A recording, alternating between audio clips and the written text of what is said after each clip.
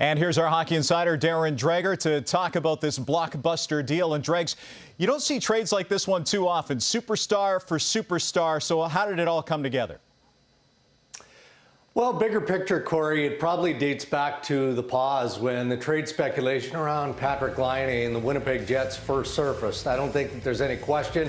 Kevin Cheveldayoff did his due diligence. He talked to so many general managers at that point, including Jarmo Kekalainen of the Columbus Blue Jackets. Now, if we fast forward to how the deal was consummated, Jarmo Kekalainen felt like he needed to get a top center in return. That wasn't going to happen involving Winnipeg, and if you look around the National Hockey League, there was another team that was willing to give the type of package that the Winnipeg Jets offered up to Kekalainen and the Columbus Blue Jackets. So when Kekalainen realized the best deal that he was going to get involved Patrik Laine, a star of the Winnipeg Jets, then they made the deal happen. Now, because of COVID-19 and cross-border travel, we know that Dubois will not be able to suit up for the Jets right away. What can you tell us about his quarantine and when he might be able to play his first game for Winnipeg?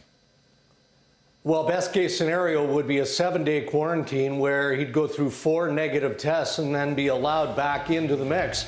Very similar to how it was managed for the Canadian teams during training camp. I know that all 7 Canadian teams have put in a request to the Canadian government to go back to those restrictions of 7 days in training camp. Right now it sits at 14 days, so unless it's amended or Winnipeg gets that exemption, then obviously Pierre-Luc Dubois is going to be on the sidelines for the next 2 weeks. Now, Dubois is signed for just 1 more year after this one, but he'll still be an RFA. What is the likelihood that Winnipeg can lock him up long-term, or is that just too early to speculate?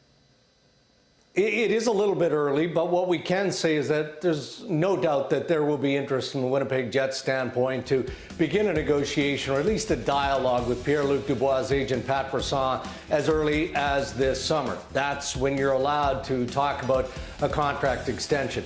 I mean, when you look at the magnitude of this trade involving Columbus and the Winnipeg Jets and the 2 primary stars in Pierre-Luc Dubois and in Patrik Laine, you do not make trades like this unless you are convinced and committed to trying to sign those players long-term. Yeah, absolutely. It's going to be interesting, though, to watch the new player-coach dynamics here going forward. We saw how that relationship between Dubois and John Tortorella really deteriorated in the end.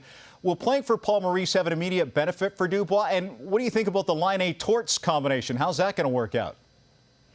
Well, if we start with Winnipeg and Paul Maurice and Pierre-Luc Dubois, look, I consider Paul Maurice to be the best communicator in the sport. So he is going to have no problem getting his message across to Pierre-Luc Dubois. And in the meantime, you know, he's also a coach who listens to the concerns of his players, and he puts a high premium on the position at center ice. So I think the dynamic between Maurice and Dubois is going to be fine.